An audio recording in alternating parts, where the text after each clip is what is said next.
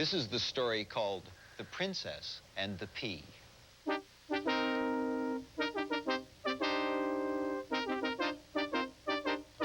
There was once a prince, and he wanted to marry a princess. But she had to be a real princess. So he traveled all over the world in search of one. There were plenty of princesses, but the prince had great difficulty in discovering whether they were real or not. There was always something which was not quite right about them.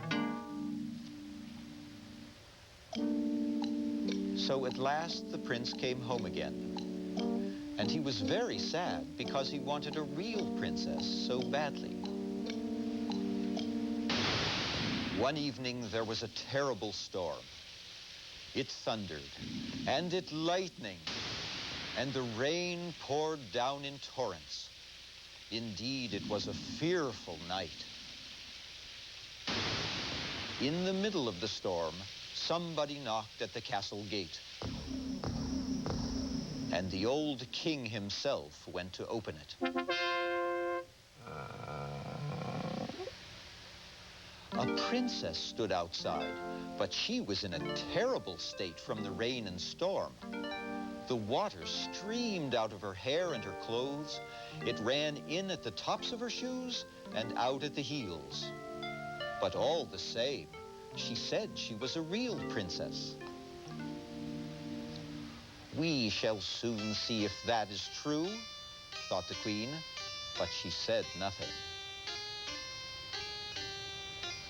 The queen went into the bedroom, took off all the bedclothes, and laid a single pea upon the bedstead. Then she had 20 mattresses piled on top of the pea. And then had 20 feather beds piled on top of the 20 mattresses.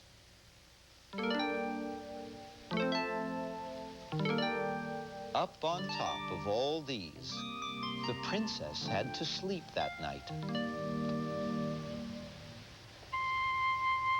In the morning, the queen asked her, "Did you sleep well?" "Oh, terribly badly," said the princess. "I hardly closed my eyes all night. Heaven knows what was in the bed. I seemed to be lying on something very hard, and this morning my whole body is black and blue."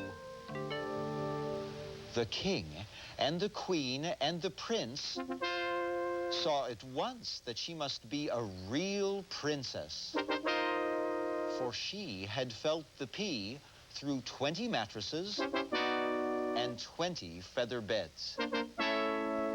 No one but a real princess could have such delicate skin.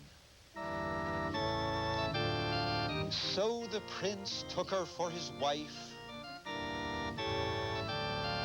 and the pea was put into a museum where it may still be seen, if no one has stolen it. And now this is a true story.